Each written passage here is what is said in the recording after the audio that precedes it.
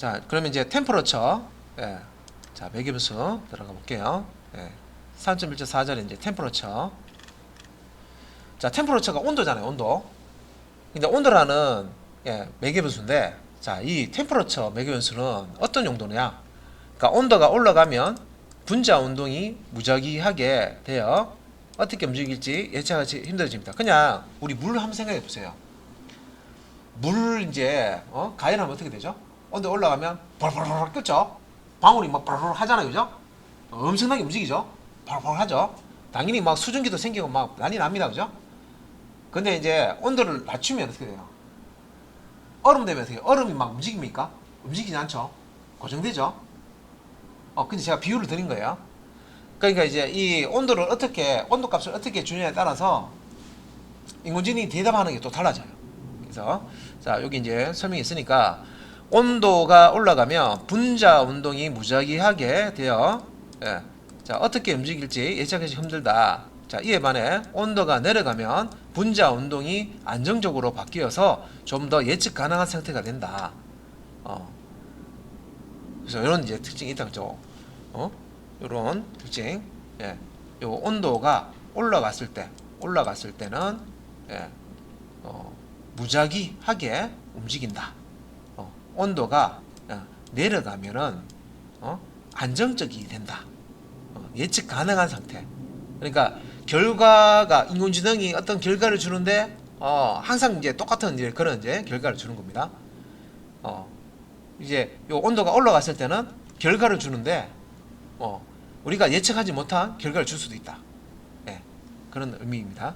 그래서 밑에 이제 세부 또 설명이 있습니다. 그래서 매개 변수 템퍼러처도 마찬가지인데 요 템퍼러처를 높게 설정하면 모델이 생성하는 언어의 예측 가능성은 떨어지고 그만큼 독창성은 올라간다. 그럼 이런 것들은 언제 쓰냐면 소설 만들 때, 소설 쓸 때 있죠, 그죠?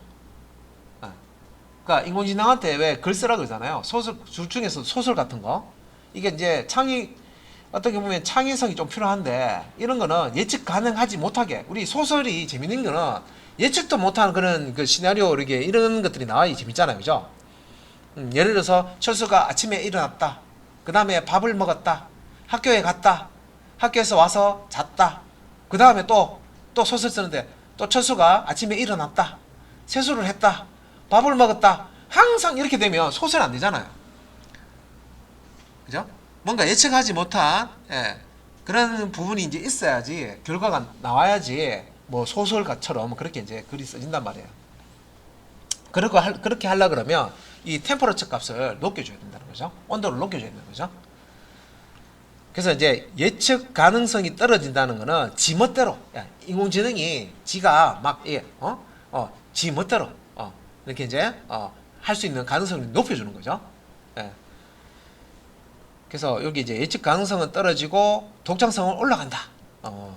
인공지능이 막 이랬다 저랬다 하는 그런 거를 좀 여유를 주는 거죠.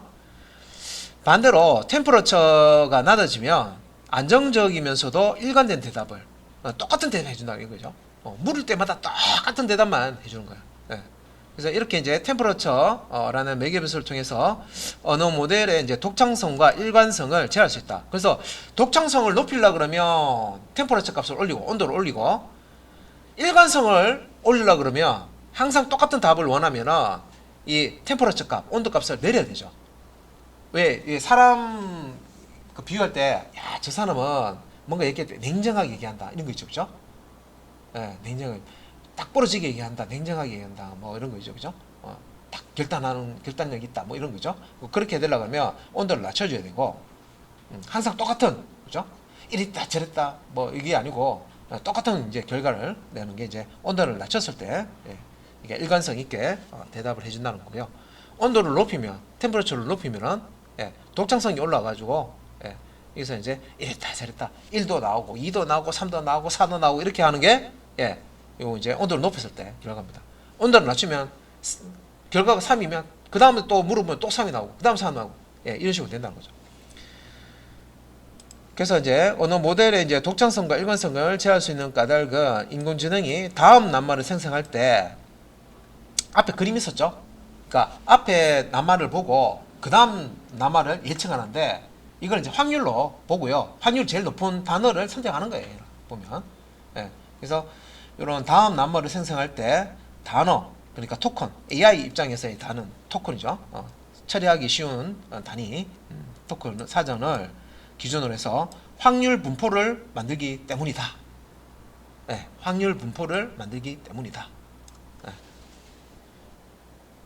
그래서 인공지능이 다음 낱말을 생성할 때 이 토큰 사전을 기준으로, 단어 사전을 기준으로 해서 확률 분포를 만들기 때문이다.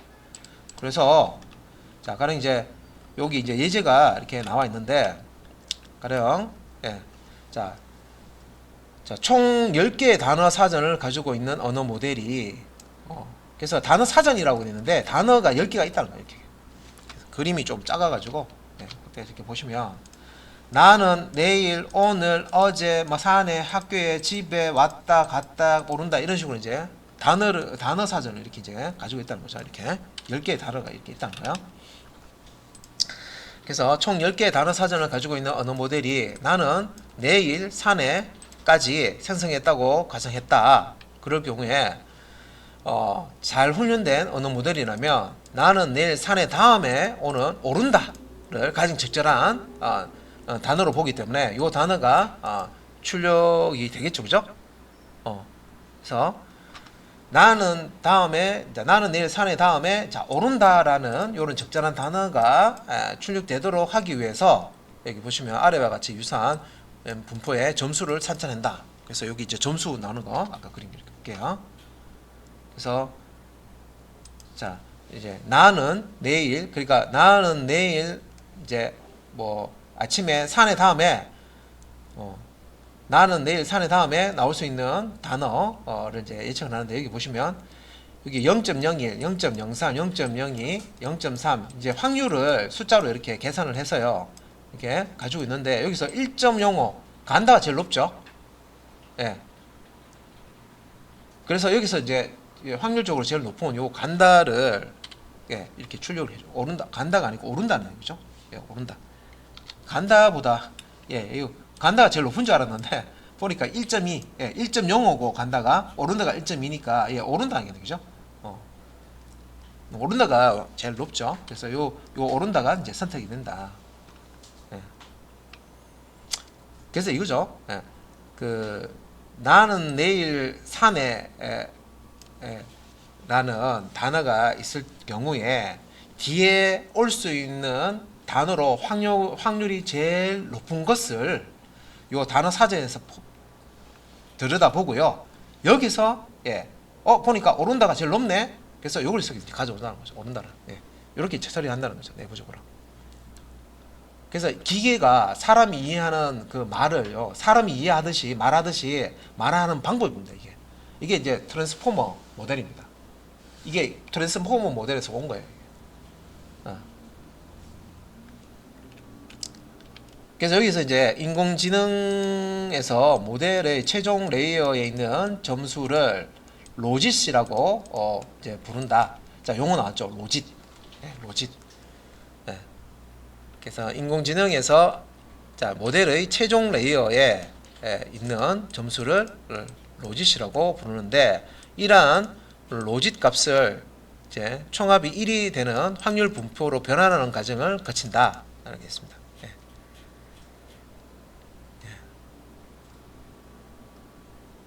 그래서 이제 이것도 이렇게 이제 보시면은 이렇게 이제 앞에 있는 여기 이제 로짓 값이겠죠. 그래서 이제 그래서 언어 모델은 이렇게 이제 변환된 확률 분포를 기반으로 해서 랜덤 샘플링을 해서 다음 낱말을 생성한다. 그죠? 이런 식으로 확률 분포, 그러니까 이제 수학을 이용하는 거죠. 확률 분포 값을 이용해서 이제 이렇게 샘플링 가져오는 거죠. 값을 랜덤 샘플링을 실시해서 낱말을 생성한다. 그래서 이에 따라서 자, 오른다가 가장 높은 확률로 선택되겠지만 간다도 있고, 간다 같은 경우에도 아까 여기 보시면 숫자 값 보면 오른다가 제일 높고요. 그 다음 높은 게 간다죠. 그죠? 그러면 아까 온도를 높인다고 하는 거 있죠. 온도를 높이는 거는 요 높은 것 중에 높은 거 3개 중에 골라라. 근데 온도를 더 높으면 요 값이 높은 거 5개 중에 골라라. 이렇게 처리한다고 보시면 돼요. 온도를 높인다는 게 샘플을 뽑을 때요. 예, 범위를 넓히는 거예요. 그러니까 이제 얘도 나왔다가 우리 나수 배우셨잖아요. 얘도 나왔다가 이렇게 하는 거예요. 근데 온도를 낮추면 어떻게 돼요? 최고 낮춰버리면 딱 하나만, 제일 높은 이 확률 값을 가지고 있는 하나만 샘플링 하는 거죠. 가져와서. 그래서 자, 언어 모델은 이렇게 변환된 확률 분포를 기반으로 랜덤 샘플링을 실시하여 다음 낱말을 이제 생성을 하게 되고요. 이때 이제 오른다도 올 수 있겠지만 오른다가 제일 값이 높았죠. 근데 간다도 돼 있죠. 산에 간다, 산에 오른다 둘 다 쓸 수 있죠. 근데 오른다가 제일 더 이제 맞는 말이다라고 이제 또 할 수가 있다는 거죠.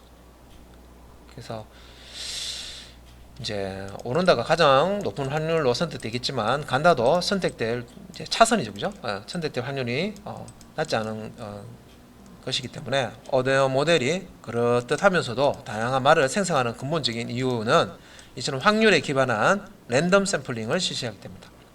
랜덤은 맞아요, 무작위, 그죠? 랜덤 값 우리 로또 번호 발생시키는 그런 거 아시죠, 그죠? 그래서 여기서 이제 매개 변수 템퍼러처, 그러니까 온도죠. 템퍼러처 매개 변수를 적용해 가지고요. 확률 분포가 펑펑해지기도 하고 뾰족해지기도 하는 효과를 줄 수가 있다. 그래서 템퍼러처라는 매개 변수가 확률 분포에 특별한 나눗셈을 가하는 분모값이고 이런 이유로 템퍼러처 값을 1로 설정하면 아무런 변화를 주지 않는다.